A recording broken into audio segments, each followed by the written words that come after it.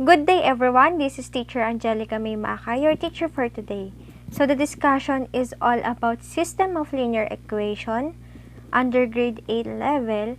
So the learning competencies that we'll address in this discussion are solves a system of linear equation into variables by graphing, substitution, and elimination. And next, solves problem involving systems of linear equation into variables. So first, I will welcome you, my dear students. So let's work together, do our best to learn as much as we can, and respect and support each other throughout today's discussion. Let's do this. Come, tara, aral na tayo.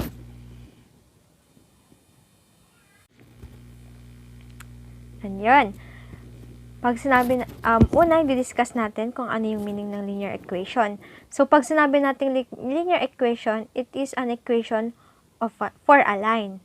A linear equation is not always in the form y is equal to 3.5 minus 0.5x as shown in the graph. It can also be like y is equal to 0.5 multiplied by 7 minus x, or like y plus 0.5x is equal to 3.5, or it can be y plus 0.5x minus 3.5 is equal to 0, and more. And pag sinabi naman nating system of linear equation, ito yung two or more line equations working together. So, let me give you an example of system of linear equation. This is example is what I name this example as you versus horse. It's a race. You can run 0.2 km every minute. The horse can run 0.5 km every minute. But it takes us 6 minutes to saddle the horse. How far can you get before the horse catches you? We can make two equations here in this problem. So, ano yung mga yon? Pwede yung d is equal to distance in kilometer, and t is equal to time in minutes. So, you run at 0.2 km every minute, so d is equal to 0.2t. The horse ran at 0.5 per minute, but we take off its time. So, d is equal to 0.5t multiplied by t minus 6. So, we have a system of equations here that are actually linear. So, una, d is equal to 0.2t.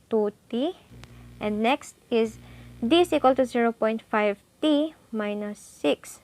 So, we can solve it on a graph. Ito yung graph. Do you see how the horse starts at 6 minutes, but then runs faster? It seems you get caught after 10 minutes. You only got 2 km away. So, run faster next time. So, yon. So, now you know what a system of linear equation is. Let us continue to find out more about them. So, let us see some another example. These two equations, x plus y is equal to 6 and negative 3x plus y is equal to 2. So, the two equations are shown in the graph. That graph. Our task is to find where the two line cross. Well, we can see where they cross. So it is already solved graphically. But now let's solve the two equations in algebra. In algebra. How to solve this? So there can be many ways. In this case, both equations have y. So let's try subtracting the whole second equation from the first. So, x plus y minus the quantity minus 3x plus y is equal to 6 minus 2. Then, we need to simplify.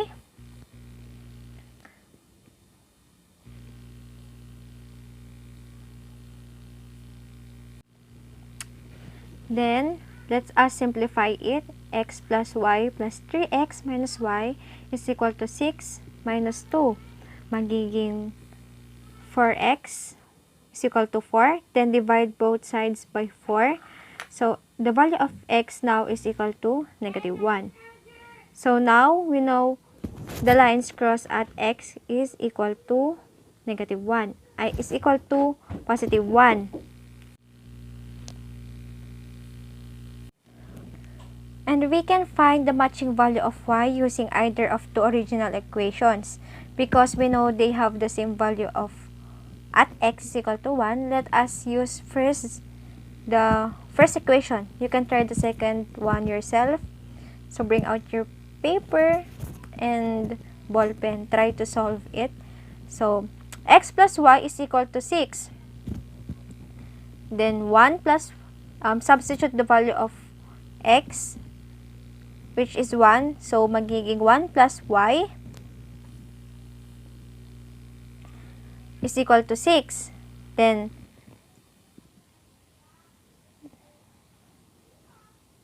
minus 1 sa 1 plus y and minus 1 din sa 6.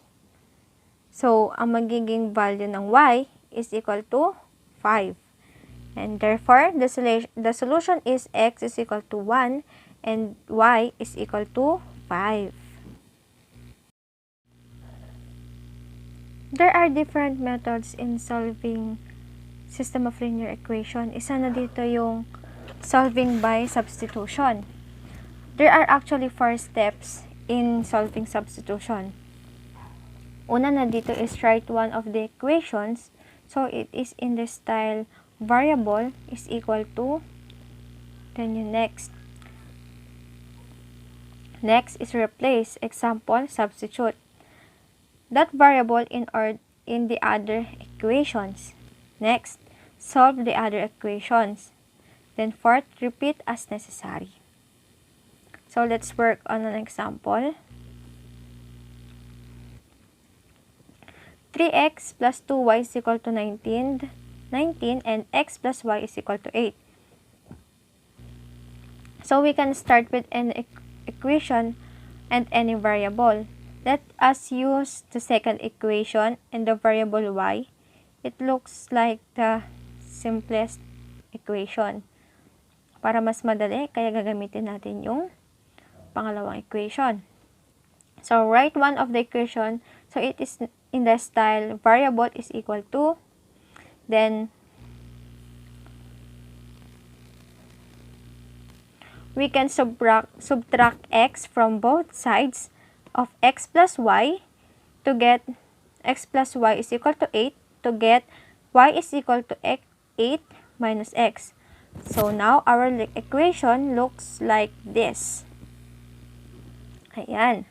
And now, we will going to replace y with 8 minus x in the other equation. So, yon 3x plus 2, tapos yung value ng y, which is 8 minus x, is equal to 19. Then, yung second equation, y is equal to 8 minus x. Then, solve. We were going to solve using the usual algebraic methods. E-expand na natin yung 2 multiplied by 8 minus x. So, magiging 3x plus 16 minus 2x is equal to 19. Tapos, copy yung second equation. And then, 3x minus 2x is equal to x. Magiging x plus 16 is equal to 19. Then, copy ulit yung second equation. Then, lastly, doon naman sa 19 minus 16 is equal to 3. So, magiging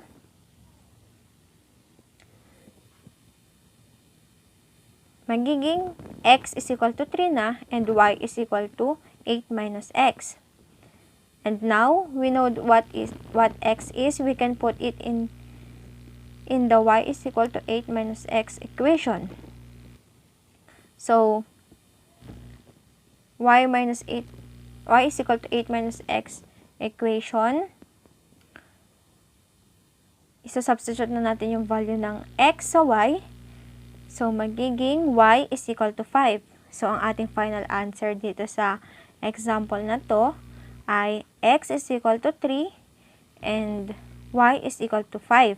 Note, because there is a solution, the equations are consistent. So, why don't you check to see if x is equal to 3 and y is equal to 5 works in both equations? So, feel free to pause this video para ma-check nyo kung tama ba yung sagot natin. So, why don't we try 3 equations in 3 variables? So, let's move a little longer. This is not actually hard, but it just take a long time. So, patience is needed in this example. So, the first equation is x plus z is equal to 6. Next, z plus 3y is equal to 7. And next, 2x plus y plus 3z is equal to 15. So, we should line up the variables neatly or we may lose track of what we are doing. So, magiging ganito na yung ating equation.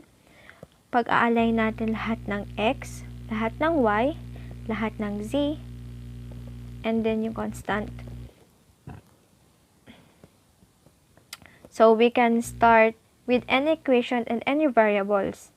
But first, let us use the first equation and the variable x. So, write one of the equation. So, it is in the styles. In the style, variable is equal to, yun, dun sa may 6 minus z. Tapos, dun din sa may 6 minus z. Sinubstitute lang natin yung value ng x dun sa third equation.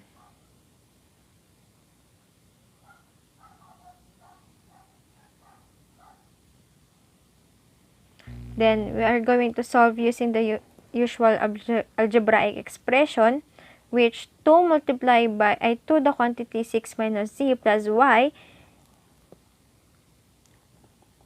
plus 3z is equal to 15. Isi-simplify natin siya. Kaya magiging y plus z is equal to 3. So, we have made some progress, but that's not end of our solving. So, we will need to repeat the process. But just for the last 2 equations. So, write one of the equations in the style variable is equal to. So, let's choose the last equation and the variable z. Yan, magiging ganyan niya. Then, we're going to replace z with 3 minus y in the other equation. So, ang napalitan lang dito, yung second equation, yung z, pinalitan natin ng 3 minus y. Tapos, yung iba, as it is na yon. So, next, magsasolve tayo using usual algebraic methods. Negative 3y plus quantity 3 minus y is equal to 7 simplifies to negative 4 is equal to 4. Or in other words, y is equal to 1. Ayan na, nakuha na natin yung value ng y, which is negative 1. Almost done. Then next, ang next naman natin is yung z. Knowing that y is equal to negative 1, we can calculate now the z, which is z is equal to 3 minus y is equal to 4. So, substitute natin yung value ng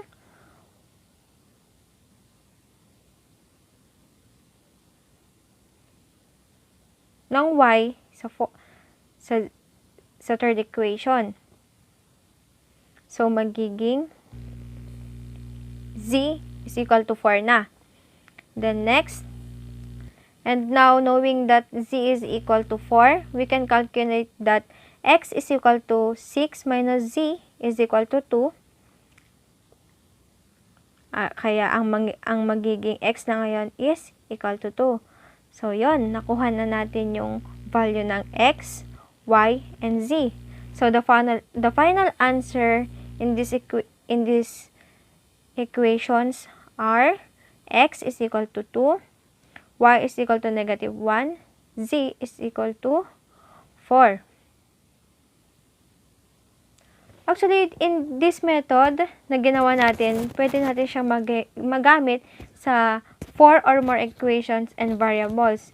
Just do the same steps again and again until it is solved. So, ang conclusion natin dito sa system of linear equation using substitution. Substitution works nicely but does take a long time to do. So, kung yung kanina is solving by substitution, ngayon magsosolve naman tayo ng linear equation using elimination. So, eliminate means to remove. This method works by removing variable until there is just one left. Sinasabi na ang elimination can be faster kaysa dun sa substitution na ginawa natin kanina. Pero, kailangan, ang elimination is neat. Maayos siya. So, the idea is that we can safely multiply an equation by a constant except 0. Add or subtract an equation onto another equation. Like in this example,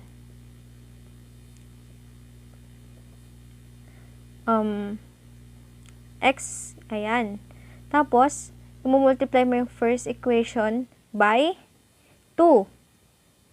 Then, i-add natin yung first and second equation.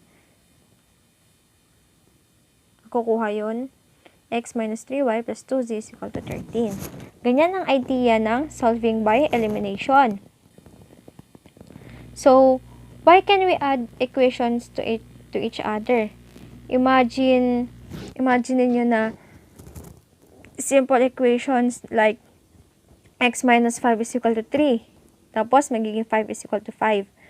5 is equal to 5. We can add the 5 is equal to 5 to x minus 5 is equal to 3. Like, x minus 5 plus 5 is equal to 3 plus 5.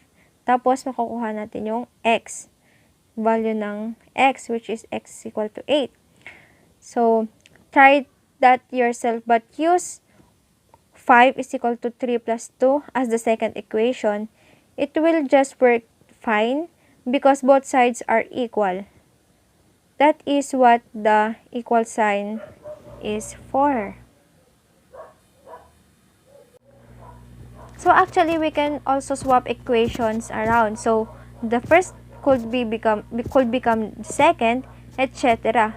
Kung kinakailangan, pwede natin yung gawin. So let me give you an example. Ayan. 3x plus 2y is equal to 19 and x plus y is equal to 8. So, una, it is very important to keep things neat. I-align natin yung x and y, tsaka yung constant. Ayan, magiging 3x plus 2y is equal to 19, tapos x plus y is equal to 8. Now, our aim is to eliminate a variable from one equation. So, first, we see there is a 2y and a y. So, let's work on that. We need to multiply the second equation by 2. So, magiging 2x plus 2y is equal to 16. Then, ikakopy na lang natin yung first equation. Then, next, we are going to subtract the second equation from the first equation. So, 3x plus 2y is equal to 19. minus 2x plus 2y is equal to 16. And by that, we will get x is equal to 3. So, pagkatapos nun,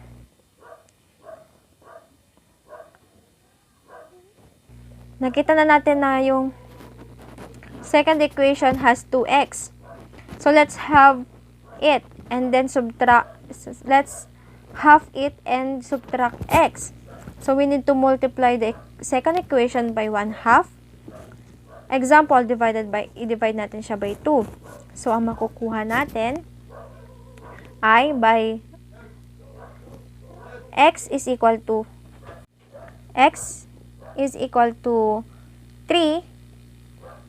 Kakapit lang natin yun. Tapos, ang magiging second equation na natin ay x plus y is equal to 8. And next, subtract na natin yung first equation from the second equation. So, x is equal to 3 minus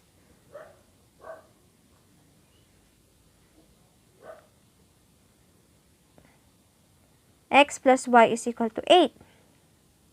So, x and x cancel out. Then, 8 minus 3, magiging y is equal to 5.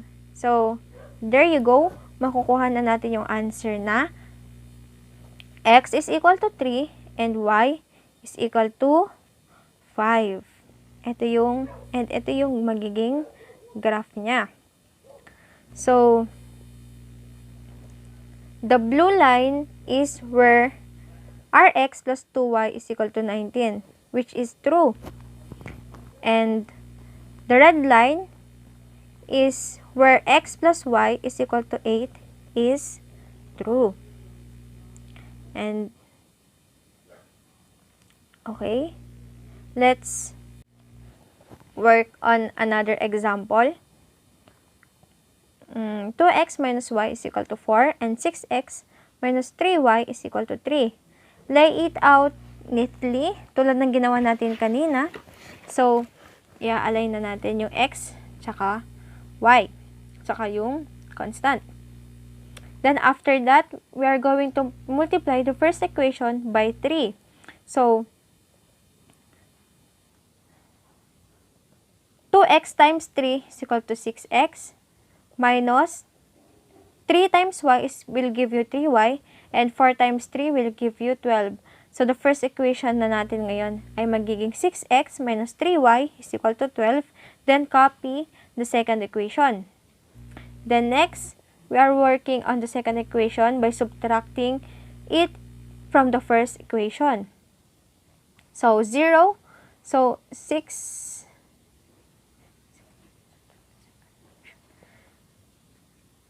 So, ang magiging answer na neto ay 0 minus 0 is equal to 9. Tapos, copy the second. Wait. Tignan natin. Kasi 0 minus 0 is equal to 9. Ibig sabihin lang nun, there is no solution.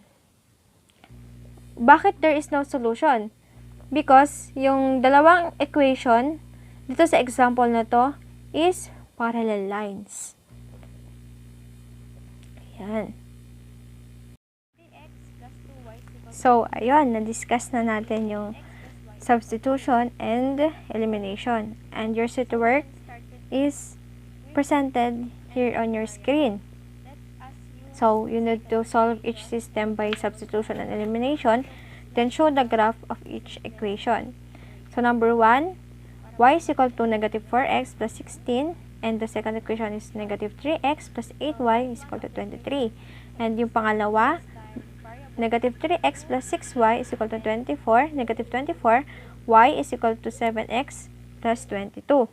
So, before I end this discussion, I will have general advice sa inyo mga students. So, once you get used to the elimination method, magiging madali na sa inyo yon kesa sa pagsasubstitute, because you just follow the step and the answers appear. But sometimes, substitution can give a quicker result. Substitution is often easier for small cases like 2 equations or sometimes 3 equations. But in elimination, it is easier for larger cases. So, it always pays to look over the equations first bago tayo gumamit ng mga methods ng pagsosolve sa system of linear equation. Bakit? Para makita natin kung pwede bang makagamit ng shortcuts, kasi yung mga shortcuts na yon makakatulong sa inyo para mas mapadali yung solving.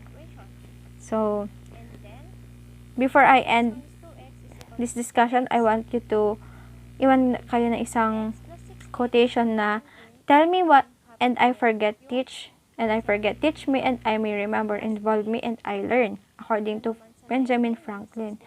So may we had an productive learning session this day. Thank you students.